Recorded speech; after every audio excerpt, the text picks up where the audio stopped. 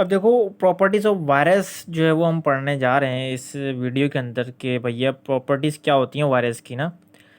अब देखो, वायरस जो है होता है वो दोनों टाइप्स के प्रॉपर्टीज़ रखता है, यानी कि लिविंग भी रखता है और नॉन लिविंग भी रखता है। ठीक है, यानी कि वायरस को कहते हैं कि भैया ये ज़िंदा भी है और बेजान भी है। सही है ना।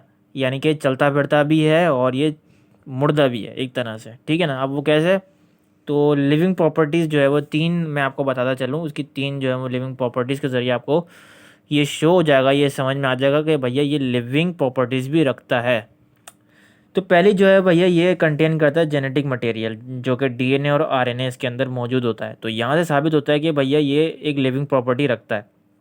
अब वायरस क्या करता है, वायरस अपनी न्यू जनरेशन भी प्रोड्यूस कर सकता है। जिस तरह मैंने आपको लैटिक और लाइसोजेनिक साइकिल पढ़ाया ना, तो किस तरीके से लैटिक साइकिल के अंदर अपनी न्यू जनरेशन वो प्रोड्यूस कर रहा था बैक्टीरियोफेज वायरस, तो ये वायरस अपनी न्यू जनरेशन भी प्रोड्यूस कर रहा है। ठीक है, अभी भी जो प्रेजेंट हालात में कोरोना वायरस जो चल रहा है, तो अगर ये नहीं कर रहा होता, अपनी जो है वो जनरेशन आगे प्रोड्यूस नहीं कर रहा होता, तो इसको तो ख़त्म हो जाना चाहिए था। जो पहले इंसान को हुआ था चाइना के अंदर, तो इसको तो रुक जाना चाहिए था। ये पूरी दुनिया में कैसे फैला।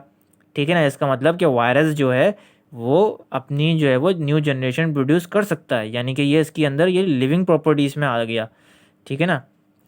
तो अब तीसरी जो है वो तीसरी क्या है, in virus mutation can take place, यानी कि वायरस जो है वो चेंजेस उसके अंदर होती रहती हैं, और लिविंग की ये प्रॉपर्टी है कि वो म्यूटेशन परफॉर्म करता है।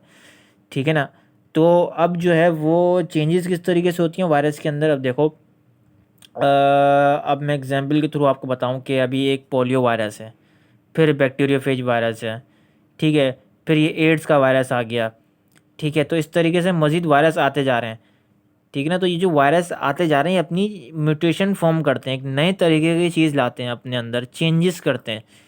ठीक है ना। अब अगर एक ही तरीके का वायरस चल रहा होता, फॉर एग्जांपल पोलियो का वायरस अगर हमारे लाइफ में चल रहा होता, तो उसकी तो वैक्सीनेशन मौजूद है। ठीक है, बेशक उसके अलग अलग नाम से वो आ जाते हैं, लेकिन वायरस अगर वही होता, फॉर एग्जांपल वो अपने अंदर म्यूटेशन या कोई चेंज नहीं कर रहा होता, तो वो उस वैक्सीनेशन के ज़रिए तो वायरस का ख़त्म हो जाना चाहिए था दुनिया के अंदर। बट ऐसा नहीं हुआ। हुआ क्या, मुख्तलिफ नाम तो चेंज हुए वायरस के अंदर, और नाम के साथ साथ म्यूटेशन भी हुई, उसके अंदर चेंजेस भी हुई उस वायरस के अंदर। तो जब उस वायरस के अंदर चेंजेस हुई, इट्स मीन कि ये लिविंग प्रॉपर्टीज़ कर रहा है, इसके अंदर ये लिविंग प्रॉपर्टीज़ आ रही है। तो ये म्यूटेशन हमें साबित हो गया कि भैया वायरस जो है अपने नाम के साथ साथ खुद ब खुद चेंज होता है। अब पोलियो है, कोरोना वायरस है, कोरोना वायरस देखो चेंज हुआ है। ठीक है ना। पोलियो अलग चीज़ है, कोरोना अलग चीज़ है, कोविड-19 वो एक सेम चीज़ है। ठीक है ना। तो ये जो है वो चेंजेस होती है। तो ये तो हो गई भैया लिविंग प्रॉपर्टीज़ की बात। अब करते हैं इसकी नॉन लिविंग प्रॉपर्टीज़ की बात कि भैया ये बेजान इसको क्यों कहा जाता है। तो अब देखो यहाँ पर नॉन लिविंग प्रॉपर्टीज़ कौन सी हैं, वही मैंने तीन आपको बताई हैं ताकि आपको अच्छे तरीके से समझ में आ जाए। Virus do not contain any nucleus and protoplasm, ये सबसे बेहतरीन जो है वो इसकी जो है वो प्रॉपर्टी है। यानी कि एक अजीब सी बात है, वायरस जब इतना कुछ कर रहा है लेकिन उसके अंदर कोई न्यूक्लियस भी नहीं होता और कोई प्रोटोप्लाज्म भी नहीं होता। ठीक है। अब लिविंग थिंग्स के अंदर तो भाई लाजमी के न्यूक्लियस होगा, कुछ हो ना हो न्यूक्लियस तो लाजमी होगा। बट इसके अंदर देखो होता ही नहीं है न्यूक्लियस, ना प्रोटोप्लाज्म होता है। तो अब ये जो है एक अजीब सी और हैरान कुन वाली बात है कि ये वायरस जो है पता नहीं क्या चीज़ है कि जो दोनों चीज़ें रखता है। इसको मतलब कुदरती तौर पे एक अजीब सा नमूना कहा जाता है कि ये वायरस जो है वो नॉन लिविंग प्रॉपर्टीज़ में इसका ये आ गया, पहला पॉइंट। दूसरा पॉइंट इज़ टोटली इनएक्टिव, और ये टोटली इनएक्टिव होता है। अब इससे क्या मुराद भैया, ये एक्टिव नहीं होता। पहली बात, इसको एक्टिव करने के लिए कोई ना कोई चीज़ रिक्वायर्ड होती है वायरस को। ठीक है ना। अब देखो, अगर मैं बात करूं कि इसको किस तरीके से ये एक्टिव होता है, तो अगर आपने कोई ऐसी फ़िल्म देखी हो, जैसा कि मैं आपको बताऊं, आपने अगर विनम फ़िल्म देखी हो, विनम एक ये है एवेंजर्स की फ़िल्म है विनम। तो विनम के अंदर क्या होता है, एक वायरस जो होता है वो कोई बाहर मुल्क से आया हुआ होता है।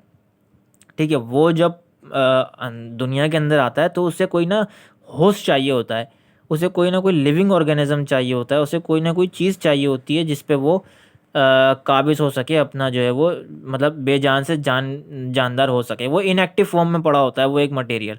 वो आप जब पूरी फिल्म देखेंगे आपको समझ में आएगा कि ये वहाँ क्या चल रहा है। ठीक है ना। तो इसी तरीके से ये इसको इसलिए इनएक्टिव कहा जाता है कि ये बिल्कुल इनएक्टिव फॉर्म में होता है। इसे एक्टिव करने के लिए कोई ना कोई चीज़ इसको रिक्वायर्ड होती है, कोई ना कोई चीज़ इसे सेल वगैरह कोई ना कोई चीज़ इसे रिक्वायर्ड होती है। ठीक है ना। तो ये चीज़ थी इनएक्टिव के अंदर कि ये नॉन लिविंग प्रॉपर्टीज़ में आता है। तीसरी चीज़ ये कि क्रिस्टल फॉर्मेशन कर देता है, ये इसके अंदर जो है वो क्रिस्टल भी बन सकते हैं। तो ज़ाहिर है कि लिविंग प्रॉपर्टीज़ में ये नहीं आ रहा, क्योंकि क्रिस्टल बनाने वाली चीज़ जो होती है वो नॉन लिविंग में आती है। तो ये 3 पॉइंट जो है वो क्लियर हो गए आपको। और वायरस एक अजीब सा जो है वो कहा जाता है कि शायद ऊपर वाले की तरफ से ये एक सज़ा के तौर पे भी आया है, कि ये एक हो सकता है कि हादसाती तौर पे, और ये एक सज़ा के तौर पे बेसिकली पनिशमेंट के तौर पे ये वायरस दुनिया में आया है, जिसकी वजह से काफ़ी सारे नुकसानात पैदा होते हैं, और जिसकी वजह से हम आज तक समझ नहीं पाए कि ये लिविंग है या फिर नॉन लिविंग है, क्योंकि ये दोनों प्रॉपर्टीज़ रखता है। तो ये काफ़ी इंटरेस्टिंग प्रॉपर्टीज़ थी जो कि मैंने आपको आज इस लेक्चर में बताई।